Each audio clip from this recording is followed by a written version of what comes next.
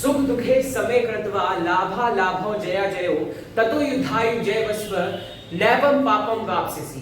So hello and welcome to the divine word of education. I am your mentor Kartikeya Shukla. और जैसा कि मैंने तुम्हें आज का ज्ञान दिया कि पार्थ, मैं तुम्हें पार्थ डेडिकेट कर रहा हूं, इसका मतलब ये नहीं कि मैं वासुदेव कृष्ण हूं, बट मैं तुमको केवल एक एज अ टीचर तुम्हें मोटिवेट कर रहा हूं कि जब तुम सुख और दुख को समान दृष्टि से देखना शुरू कर दोगे, मतलब तुम्हारे लिए सुख भी एक हो दुख भी एक हो। ये नहीं कि सुख को तुमने 1 नंबर दिया तो तुमने दुख को 2 नंबर दे दिए, नहीं। सुख दुख और लाभ हानि को जब व्यक्ति समान दृष्टि से देखना प्रारंभ कर देता है, समान दृष्टि से प्रारंभ कर देता है, तो उसके जीवन में आने वाली तमाम समस्याएं जो होती है वो उनसे छुटकारा पाने के लिए समर्थ हो जाता है, समर्थवान बन जाता है। ठीक है, तो कहने का मतलब ये है कि ये जो आजकल तुम लोगों के अंदर जो आ गया है ना, हीन भावना पैदा करना, ग्लानि भावना पैदा करना।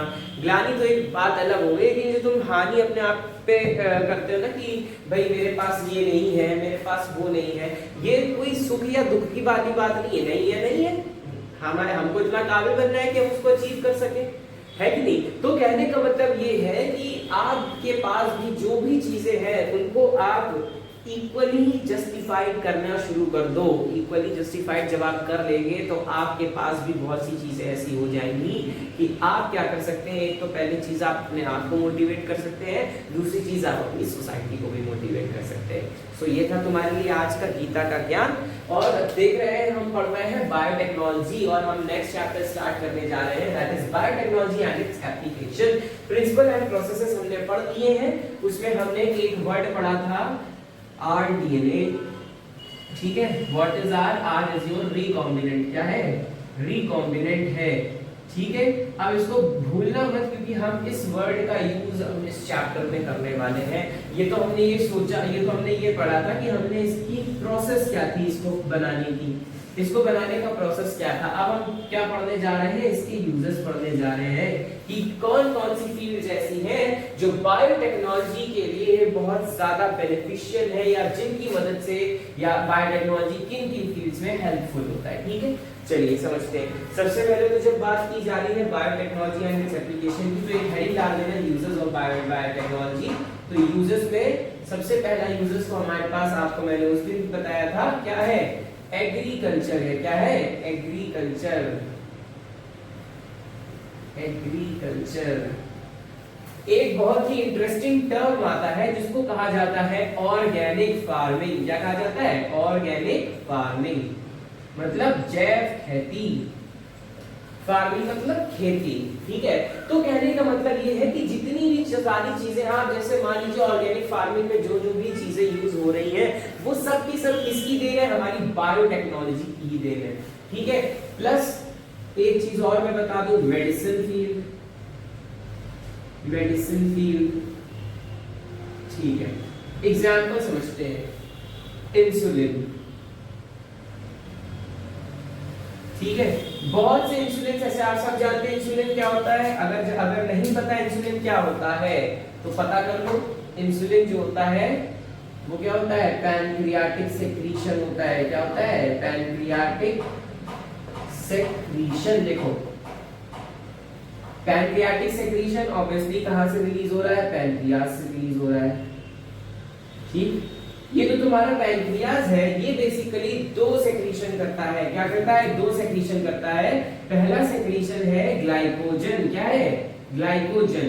और ग्लाइकोजन का फंक्शन होता है हमारी बॉडी में ब्लड प्रेशर को, हमारी बॉडी में शुगर लेवल को क्या करता है? हाई करता है। शुगर लेवल को हाई करता है। और दूसरा जो सेक्रीशन होता है वो होता है इंसुलिन का।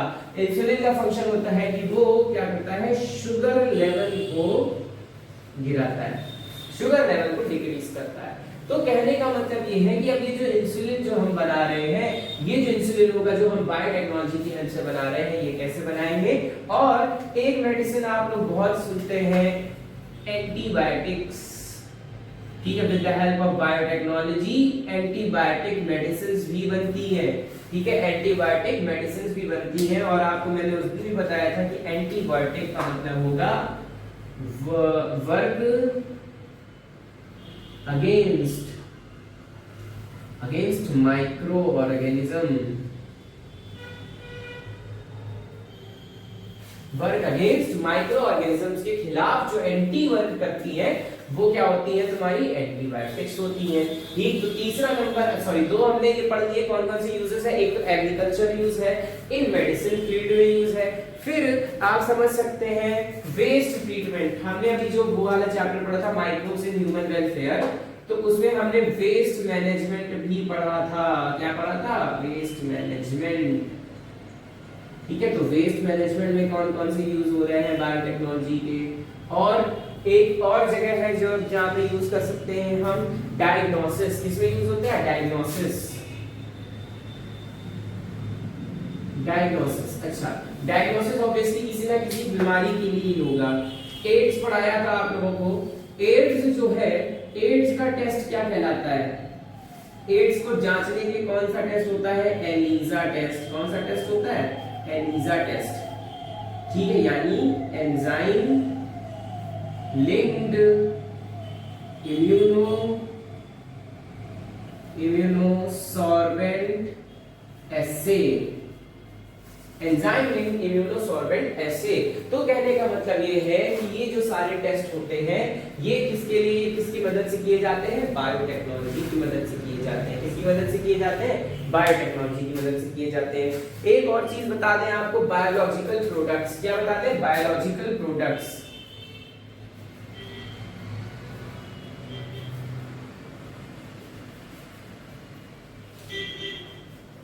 ये जो बायोलॉजिकल प्रोडक्ट्स है ना, बेसिकली इसमें कौन से आएंगे, तुम्हारे जो भी बायो फर्टिलाइजर्स है, क्या है, बायो फर्टिलाइजर्स। क्या है ये, बायो फर्टिलाइजर्स जितने भी होंगे वो सब किस में आते हैं, तुम्हारे बायोलॉजिकल प्रोडक्ट्स में आते हैं। किसमें आते हैं, बायोलॉजिकल प्रोडक्ट्स में आते हैं। ठीक है, तो ये सारी चीजें हैं आपकी जहां जहां पे बायोटेक्नोलॉजी में यूज किए जाते हैं। क्या की जाती है, बायोटेक्नोलॉजी में जो भी यूज किए जाते हैं, मतलब किस किस फील्ड में बायोटेक्नोलॉजी हम देखने को मिल सकती है। अब आगे जब बढ़ते हैं तो एक कॉन्सेप्ट आता है हमारे पास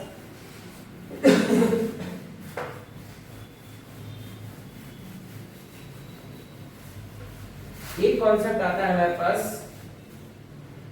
ग्रीन रिवॉल्यूशन का। किसका आता है, ग्रीन रिवॉल्यूशन।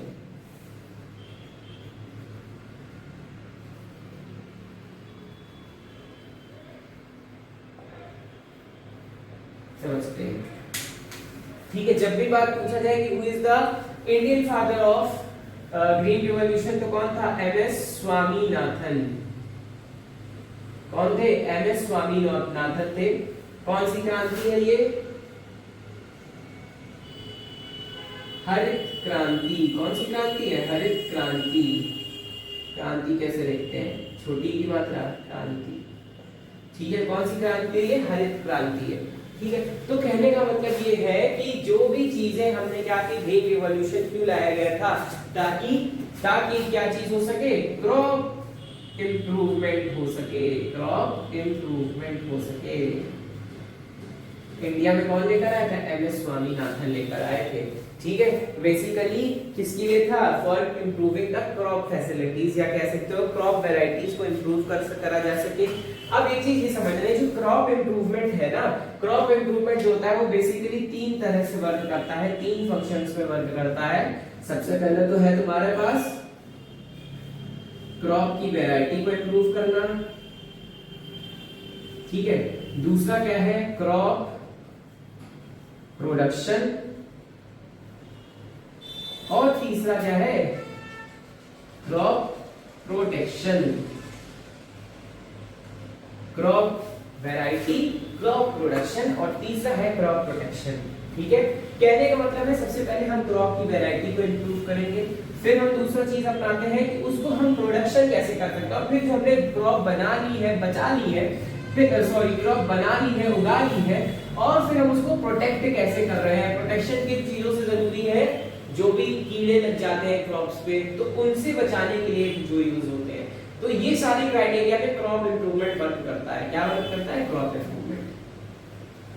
ठीक, किसके अंदर आया था? Green revolution. ग्रीन रिवॉल्यूशन के फादर कौन है? M S Swaminathan. Indian father of green revolution M S Swaminathan. MCQ के क्वेश्चंस है ये, ठीक है। अब बात करते हैं हमारे पास जो एक वर्ड आप लोग सुन सकते हैं, जेनेटिकली मॉडिफाइड। क्या है?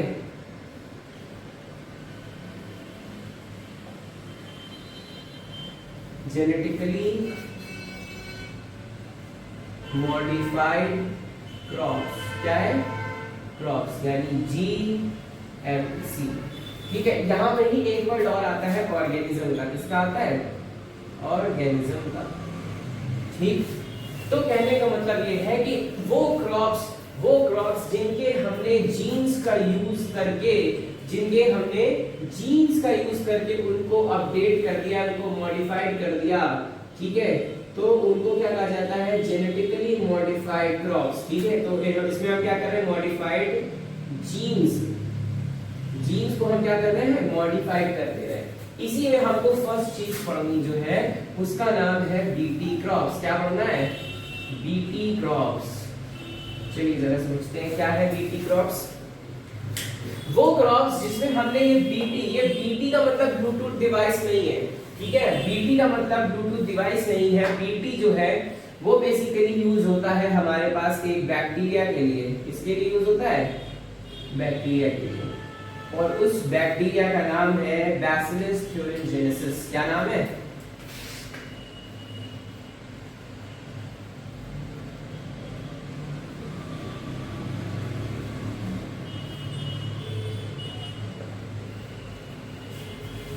ठीक, बेसिकली आपकी बुक में भी मेंशन है। हम लोग किसके लिए कर रहे हैं? कॉटन के लिए कर रहे हैं।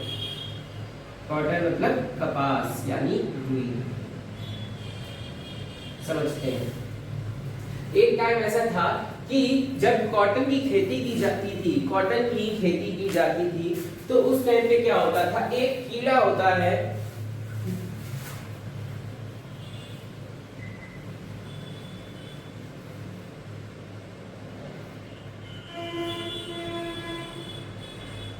ठीक है, इसको कहते थे बॉलवर्म। ठीक है, अच्छा बना है, ठीक है। तो एक कीड़ा होता था बॉलवर्म, वो क्या करता था? पूरी कॉटन की खेती नष्ट कर देता था। कैसे? सारी कपास को खा जाता था, सारी कॉटन खा जाता था, जिससे जो है फार्मर्स बड़े परेशान होने लगे। भैया हमारा धंधा नहीं चल पा रहा है। भाई क्यों नहीं चल पा रहा है? क्योंकि हम ज्यादा से ज्यादा कॉटन ही नहीं उगा पा रहे हैं। तो काफी समय बाद साइंटिस्ट ने क्या किया? एक दिमाग लगाया। उन्होंने कहा कि चलो हम जरा इस कीड़े को एग्जामिन करते हैं। इन्होंने कीड़े को एग्जामिन किया तो इन्होंने एक चीज देखी कि ये जो कीड़ा है, स्पेशल प्रकार का कीड़ा जो है, ये एक स्पेशल प्रकार के जीन से मर सकता है। ठीक है, तो इन्होंने क्या किया? उस जीन को किसमें ढूंढना शुरू किया? बैक्टीरियाज में ढूंढना शुरू करा। पहुंचते पहुंचते ढूंढते ढांढते लोग पहुंचे बैसिलस thuringiensis के पास। इन्होंने एक चीज ऑब्जर्व की कि बैसिलस thuringiensis के पास एक ऐसा जीन है, ये हमें लिस्ट करना चला, ठीक है। इन्होंने एक चीज ऑब्जर्व की कि बैसिलस thuringiensis के पास एक ऐसा जीन है जो कि क्या है? इस कीड़े के लिए क्या है? हानिकारक है। तो इन्होंने क्या किया? बीटी के पास गए। बीटी के पास जाकर के इन्होंने इसका एक जीन निकाल लिया, ठीक है, जीन निकाल लिया, और उस जीन को इन्होंने नाम दिया क्राई जीन नाम दिया। वैसे इसका पूरा नाम होगा क्राई सेकेंड ए बी, या फिर एक और दूसरा जीन इसके लिए यूज कर सकते हैं, क्राई 1 AC। ठीक है, तो कहने का मतलब ये है कि इन्होंने एक ऐसा जीन यूज किया। ठीक, अब क्या करा इन्होंने? इस जीन को क्या करा? इस जीन को यहां पे रखा, और दूसरी तरफ इन्होंने एक दिमाग और लगाया कि इन्होंने कॉटन प्लांट से क्या ले लिया? एक डीएनए ले लिया। कॉटन प्लांट से एक इन्होंने लिया डीएनए। क्या लिया? DNA, deoxyribonucleic acid. अब इन्होंने क्या किया? इसके रिकॉम्बिनेशंस बनाना स्टार्ट किए। ध्यान से समझना। जब इसका डीएनए लिया तो ये वाले क्राई जीन को और इस डीएनए को इन्होंने मिला दिया। मिलाने के बाद ये क्या बन गया हमारे पास? आरडीएनए बन गया। अब ये ना पूछो सर ये आरडीएनए कैसे बना है, थप्पड़ पड़ेगा, ठीक है। आरडीएनए बन गया। आरडीएनए बनने के बाद क्या करेंगे अब हम इसको, आरडीएनए बनाने के बाद इन्होंने क्या किया, साइंटिस्ट ने ये जो आरडीएनए था, ये आरडीएनए इन्होंने बॉल वॉर्म के अंदर, बॉल वॉर्म नहीं सॉरी, इसको ट्रांसफर कर दिया गया कॉटन में, कॉटन में इंसर्टेड कर दिया गया, ठीक है। अब कॉटन में लगाने के बाद फिर ये बॉल वॉर्म भाई साहब आए,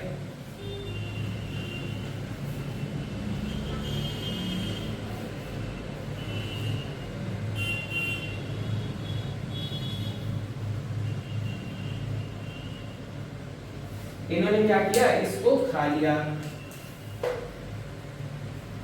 ईट्स कॉटन, ठीक है। इन्होंने कॉटन खाना शुरू कर दिया। अब क्या होगा, अब ये होगा कि ये जो रिकॉम्बिनेंट डीएनए था, इसने क्या किया, इसने इनकी बॉडी में जा करके, इसने इनकी बॉडी में जा करके फॉर्म्ड, इधर लिख लो आरडीएनए फॉर्म्ड, क्या बनाना शुरू कर दिया, प्रोटोटॉक्सिन, क्या बना दिए, प्रोटोटॉक्सिन्स बना दिए, जिसको हम एंडोटॉक्सिन भी कहते हैं, एंडोटॉक्सिन भी कहते हैं, ठीक है। अब क्या होगा, ये जो तुम्हारे प्रोटोटॉक्सिन्स थे, ये जो तुम्हारे प्रोटोटॉक्सिन्स थे, ये एक्टिवेट्स हो गए, एक्टिवेटेड, एक्टिवेटेड कहां जाके एक्टिवेट हुए, एक्टिवेटेड इन द गट, गट यानी stomach of ball warm. Question आएगा क्यों एक्टिवेट हो जाते हैं, तो उसका रीजन ये है, क्यों एक्टिवेट हो जाएंगे, due to presence of alkaline pH, ठीक है, due to presence of alkaline pH. और जब ये एक्टिवेट हो जाएंगे, जब ये एक्टिवेट हो जाते हैं तो इसकी स्टमक के अंदर पोर्स बनाना स्टार्ट कर देते हैं, पोर्स बनाना स्टार्ट कर देंगे, जिसकी वजह से इसको क्या हो जाएगी, लाइसिन हो जाएगी, लाइसिन, या फिर हम दूसरे वर्ड में इसको कह सकते हैं स्वेलिंग हो जाएगी, और हमारा ये जो बॉल वॉर्म था वो मर जाएगा। आई बात समझ में, मर जाएगा, और मरने के बाद फिर बाकी कॉटन जो होगी वो सही सलामत वापस रहेगी, ठीक है। क्या हुआ, क्राई जीन निकाला और इधर से एक डीएनए निकाला, दोनों को बना कंबाइन कर दिया, हमने क्या बनाया, रिकॉम्बिनेंट डीएनए। रिकॉम्बिनेंट डीएनए को हमने फिर कॉटन में लगाया, फिर जब बॉल वॉर्म आया तो उसको खाने की कोशिश की, खाने की कोशिश में क्या हुआ, उसके अंदर जो डीएनए पहुंचे तो आरडीएनए ने जो है प्रोटोटॉक्सिन या फिर एंडोटॉक्सिन, ये कैसे टॉक्सिन्स हैं, बीटी टॉक्सिन्स इनको कहते हैं, क्या कहते हैं, इनको कंबाइंड भी कहा जाता है बीटी टॉक्सिन, ठीक है। तो इन्होंने क्या किया, इन्होंने फिर करने के बाद फिर बीटी टॉक्सिन्स कहां जाके एक्टिवेट हुए, activated in the gut of bollworm due to presence of alkaline pH. उसकी गट में पीएच कैसा था, एल्कलाइन था, जिसकी मदद से क्या हुआ, पोर्स का फॉर्मेशन, पोर्स मतलब छिद्र का फॉर्मेशन हुआ, और उसकी पूरी बॉडी में स्वेलिंग आ गई, जिसकी वजह से वो मर गया, और हमारी जो कॉटन थी वो बच गई, क्या बच गई, कॉटन सेव, बताइए, कॉटन बच गई, हमने कॉटन का पेड़ बचा लिए। तो ये था पूरा हमारे पास एक तरीका, पूरा बीटी कॉटन, ठीक है। बैसिलस थ्योरोजेनेसिस से हमने क्या किया था, बॉल वॉर्म को हराया था, ठीक है। अब कुछ ऐसी चीज होती है, जैसे ये तो चलो बीटी क्रॉप की बात की, तो हमने इसमें क्या क्या चीजें समझ ली, जैसे हमने पढ़ा कि कॉटन के लिए क्या यूज किया जा रहा था, कौन सा जीन था, एक तो था तुम्हारा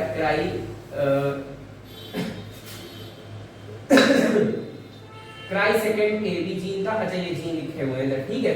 तो ये जीन था कॉटन के लिए। अब एक चीज और समझ लेना, बीटी क्रॉप्स में एक चीज और आती है तुम्हारे लिए, कॉर्न का आता है, ठीक है। तो कॉर्न में जो इंसेक्ट होता है उसको कहा जाता है कॉर्न बोरर, क्या कहते हैं, कॉर्न बोरर। और उसके लिए जो जीन यूज किया जाता है, उसके लिए जो जीन यूज किया जाता है उसको कहा जाता है क्या, cry1ac, हाँ cry1ab जीन, ठीक है, उसके लिए यूज होता है cry1ab जीन। एक लाइन आपकी एनसीईआरटी में मेंशन है, वो ये लाइन है कि choice of cry gene depends upon both paste and plant, plant और पेस्ट देख करके ही हम कोई भी जीन लेंगे। चॉइस ऑफ क्राई जीन, ये तो सब क्राई जीन के प्रकार है ना, ठीक है, तो एक कोई भी प्रकार का क्राइसिस लेने के लिए हम सबसे पहले पेस्ट और प्लांट को ऑब्जर्व जरूर करेंगे। ये आपकी एनसीईआरटी में भी मेंशन है। आगे बात समझ में आगे बढ़े तो जब आप पढ़ते हैं आगे तो आपकी जो बीटी है इसको तीन कैटेगरीज में क्लासिफाइड किया जा रहा है। ये थ्योरी फॉर्म में लिखा है, मैं आपको एज अ चार्ट फॉर्म में दिखा देता हूं। ठीक है,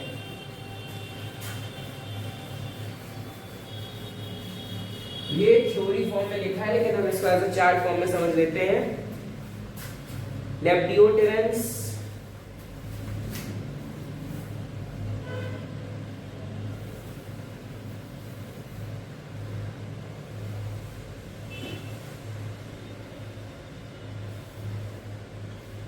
लेप्टियोटेरेंस है, फिर है कोलियोप्टेरेंस।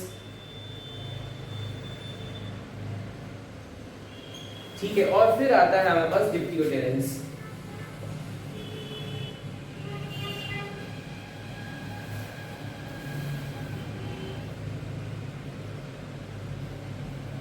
ठीक है, तो इन तीन में कैटेगराइज किया गया है इनको।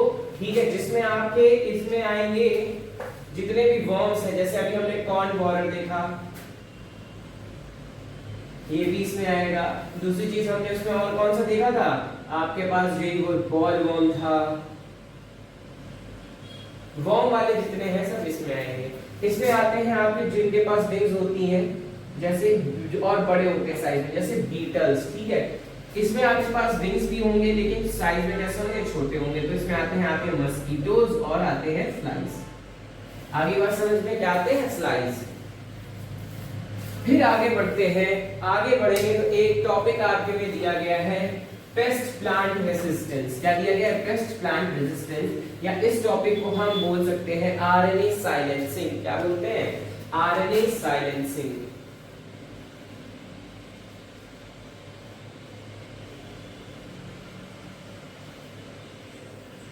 बेसिकली आरएनए साइलेंसिंग जो होगी, आरएनए साइलेंसिंग मतलब silent the RNA, silent the RNA. ठीक है, अब समझते हैं क्या चीज थी इसमें। सबसे पहले तो आप लोगों को पता है, क्या पता है, हम बता रहे हैं क्या पता है आप लोगों को। आप लोग क्या करते हैं, सबसे पहले जैसे मान लीजिए ये है हमारा डीएनए। ठीक है, इसकी क्या हो रही है, रेप्लिकेशन हो रही है। क्या हो रही है, रेप्लिकेशन हो रही है। फिर डीएनए से क्या बन रहा है, एमआरएनए बन रहा है। सेंट्रल डॉगमा पूछ रहा हूं भाई साहब। और फिर ये क्या बन रहा है, प्रोटीन बन रहा है। क्या बन रहा है, प्रोटीन बन रहा है। फिर से रिवीजन कर लेना, इस प्रोसेस को बोलते हैं क्या, ट्रांसक्रिप्शन। क्या बोलते हैं, ट्रांसक्रिप्शन। और इस प्रोसेस को बोलते हैं क्या, ट्रांसलेशन। आगे बात समझ में। अब ये चीज समझना, ये जो डीएनए था ये कैसा था, डबल स्ट्रैंडेड था, और आरएनए ये कैसा था, सिंगल स्ट्रैंडेड था। ठीक है, कैसा था, सिंगल स्ट्रैंडेड। अब आरएनए साइलेंसिंग का मतलब ये है आरएनए को चुप करा देना। कैसे चुप करा देना, बेसिकली जहां पे भी जो भी चीजें सारी हो रही हैं तो ये पर्टिकुलरली एक ही रिजल्ट देगी कि प्रोटीन का फॉर्मेशन होना। अगर हम इस प्रोटीन को ही ना बनने दें, अगर हम इस प्रोटीन को ही ना बनने दें तो नुकसान का कहीं से कोई सवाल नहीं आएगा, नुकसान का कोई सवाल ही नहीं आता है, और जो भी पेस्ट होगा वो मर जाएगा। कैसे मरेगा, चलो देखते हैं। ठीक है, तो होगा ये कि हमको क्या करना चाहिए, प्रोटीन का फॉर्मेशन अगर हमें रोकना है तो हमें इस सिंगल स्ट्रैंडेड आरएनए का कुछ करना पड़ेगा। तो साइंटिस्ट ने तरकीब निकाली, अगर हम इस सिंगल स्ट्रैंडेड आरएनए को क्या बना दे, डबल स्ट्रैंडेड कर दे। क्या कर दे, डबल स्ट्रैंडेड आरएनए कर दे। अगर हम इस सिंगल स्ट्रैंडेड आरएनए को डबल स्ट्रैंडेड आरएनए करते हैं तो डबल स्ट्रैंडेड आरएनए आगे चल के प्रोटीन का फॉर्मेशन नहीं कर पाएगा, और प्रोटीन का फॉर्मेशन नहीं कर पाएगा तो हमारा जो भी पेस्ट होगा वो खत्म हो जाएगा, प्लांट हमारा बच जाएगा। तो बेसिकली आरएनए साइलेंसिंग की जो प्रक्रिया थी वो अपनाई गई थी तुम्हारे बैक्टीरिया द्वारा। कौन सी बैक्टीरिया था, उस बैक्टीरिया का नाम है श्री 1008 एग्रोबैक्टीरियम ट्यूबिफेरम। क्या नाम है, एग्रोबैक्टीरियम ट्यूबिफेरम। कौन से प्लांट के लिए की गई थी, प्लांट का नाम है टोबैको। जी हाँ, कमला पसंद। ठीक है, टोबैको। और जो पेस्ट था, पेस्ट या कह लो इंसेक्ट था, इंसेक्ट नहीं उसको नेमाटोड कहेंगे। ठीक है, उस नेमाटोड का नाम था, उस नेमाटोड का नाम क्या था? Meloidogyne incognita. क्या नाम था? Meloidogyne incognita. आपकी एनसीईआरटी में इनकॉग्निटिया लिखा हुआ है, वो भी कर लेते हैं। ठीक है, इसका क्या नाम था? Meloidogyne incognita. ये नेमाटोड ऐसा था, ये क्या करता था? टोबैको में एक डिसीज कॉज करता था। क्या कॉज करता था? डिसीज कॉज करता था, और उस डिसीज का नाम था रूट नॉट डिसीज। क्या था? Root not disease. नॉट का मतलब होता है गांठ। आप ये समझिए क्या करते हैं, जैसे मान लीजिए टाई में नॉट लगाते हैं ना, ठीक उसी तरह से ये क्या करता था? टोबैको के प्लांट के जो रूट्स होते थे उसमें जो है नॉट्स प्रेजेंट हो जाती थी इस बीमारी में। किससे होती थी? आप सॉरी, ये रही मेलोडी गाइने इनकॉग्निटा से। तो इसके लिए जो बैक्टीरिया को एज अ वेक्टर यूज किया गया होता था हमारा क्या था? एग्रोबैक्टीरियम ट्यूनिफेरम था। ठीक, अब आगे ये समझते हैं कि पूरी प्रक्रिया की कैसे गई। ठीक है, कैसे की जाएगी भाई? हम कह रहे हैं कि जो हमारे जो सिंगल स्ट्रैंडेड आरएनए है, हम इसको अगर डबल स्ट्रैंडेड बना दें तो ये आगे चल के प्रोटीन का फॉर्मेशन कर नहीं पाएगा, और प्रोटीन का फॉर्मेशन नहीं हो पाएगा तो क्या बन जाएगा? तो कोई दिक्कत नहीं आएगी। आरएनए साइलेंसिंग पढ़ रहे हैं। क्या पढ़ रहे हैं? RNA silencing. चलिए समझते हैं क्या होगा। सबसे पहले क्या किया हमने? हमारे पास था ये एग्रो बैक्टीरियम था, ट्यूनिफेरम। सबसे पहले हम क्या करेंगे? इसका हम क्या ले लेंगे? ऑब्वियसली डीएनए ले लेंगे। हमने क्या किया? इसका एक डीएनए ले लिया। डीएनए लेने के बाद हमने एक चीज देखी कि जो उसके लिए पर्टिकुलर यूज किया जा रहा था, इसका डीएनए लेने के बाद हमने क्या किया? जैसे था हमारे पास डबल स्ट्रैंडेड डीएनए। ठीक है, ये डबल स्ट्रैंडेड डीएनए था, हम क्या करेंगे? इसको सबसे पहले ये क्या बना लेगा? आरएनए बना लेगा। ये क्या बन गया? आरएनए। आरएनए बनाने के बाद क्या चीज होगी? अब हम क्या करेंगे? इसको तोड़ेंगे। अब प्रोटीन अभी नहीं बना है, अभी ये प्रोटीन नहीं बना है, अभी ये केवल आरएनए है। इसको जो है हम छोटे-छोटे फ्रैगमेंट्स में तोड़ लेंगे विद द हेल्प ऑफ एक एंजाइम होता है डाइसर एंजाइम। क्या, कौन सा नाम है एंजाइम का? Dicer enzyme. क्या कर लिया हमने? Breaks RNA. ठीक है, आरएनए को हमने छोटे-छोटे सेगमेंट्स में तोड़ लिया। तोड़ने के बाद क्या कर रहे हैं? तोड़ने के बाद हम क्या करेंगे? इसको यूज करेंगे। एक हमारे पास ये जो आरएनए था, ठीक है, इसमें क्या हो गया? ये हमने यूज किया RISC, यानी कि आरएनए इंटरफेरिंग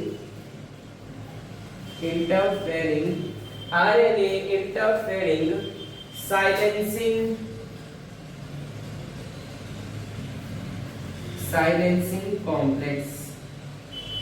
ठीक है, इंटरफेरिंग, या इसकी जगह पे आप लिख लीजिए इंड्यूस्ड।